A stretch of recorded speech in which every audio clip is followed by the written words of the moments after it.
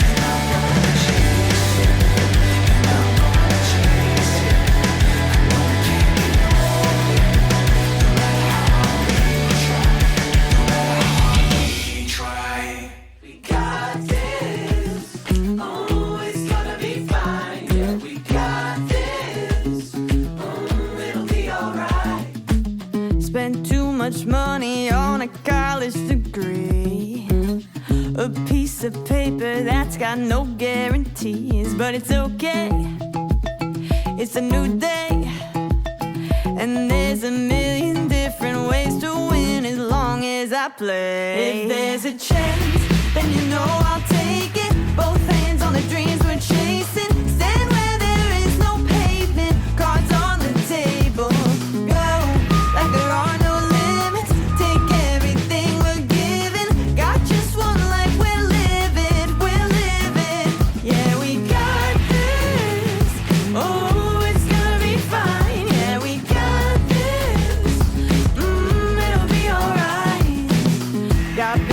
piled up all over the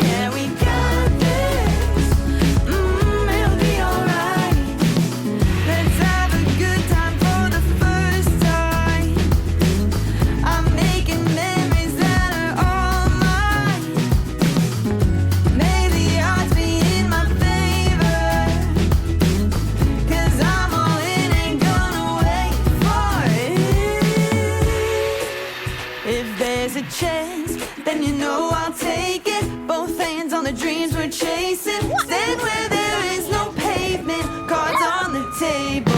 Go like there are no limits. Take everything we're given. Got just one life, we're living. Yeah, we got this. Oh, it's gonna be fine. Yeah, we got this. It'll be alright. Yeah, we got this. You have it on a string.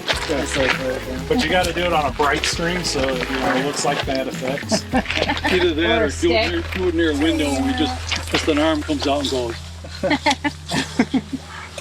We did it. Just put a little ding on it. We've done 3 courses in under 3 weeks. I know. 4 more days to do another course. And Wait, what is today? Sunday. Yeah, we could like, It's Sunday. We did a course in 4 days before. Yeah. And now it's shorter because we don't have to do this yeah, well. we could totally get course 25 done by week 3. No. In 3 weeks. Which is Friday. Yeah. We start where we left off. Yeah. Oh my So 4 more gosh. days. Yeah. It's happening.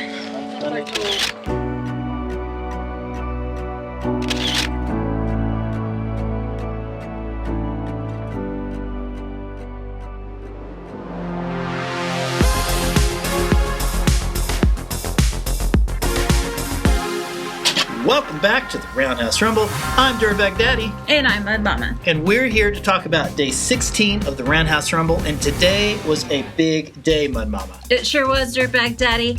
It appears that the folks over at the Tiny Sharing Homestead have finished course 24 on the living room circle. This is a big deal because that means there are no more courses to lay on that outer living room circle wall. Which also means that the courses that come next are going to be about 100 foot shorter and go quicker and quicker. Exactly. This is a huge morale boost for the team because now it means each course is going to go faster and faster. They're going to feel that sense of accomplishment and they're going to start flying through this. Flying, yes, they are going to start flying.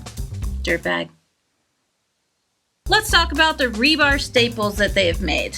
Yes, this is a technique that you don't usually see in earthbags, No. and so it's interesting to see how they bent those into shape, but more importantly, how they injected them into the bag as they laid them. Let's talk about their technique. So it looked like they were shoving that piece of rebar right underneath the bucket through the backside of the dolly, and then they took a pair of channel locks and pulled it to where it was mostly vertical.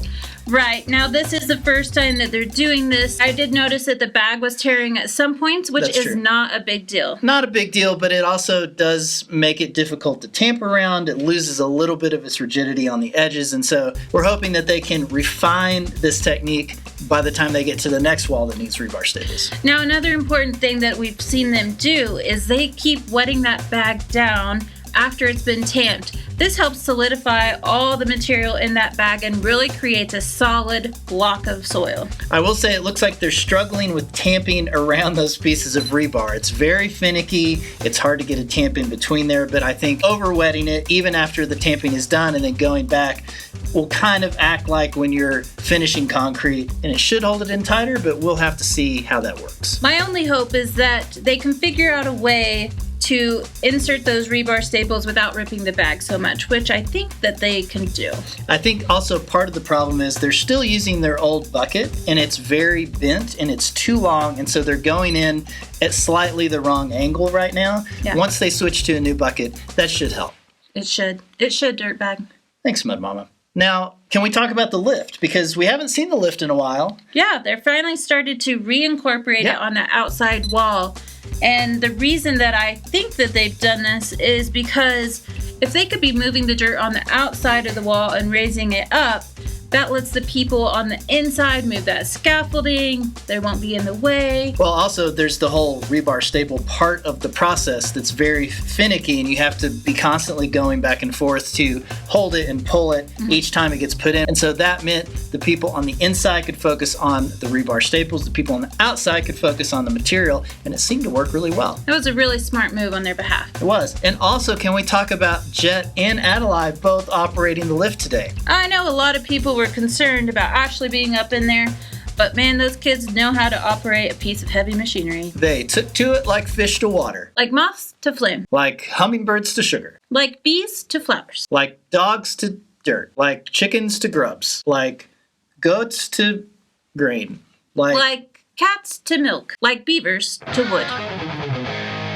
We also have to give a huge shout out to Steve, also known as the Wheelbarrow Man, for that giant green check mark. That's right. He dreamed up that idea days before they even got to this part of the wall, and it was perfect. It was. Absolutely perfect. They're going to have to reuse that for each section of the wall that they finish.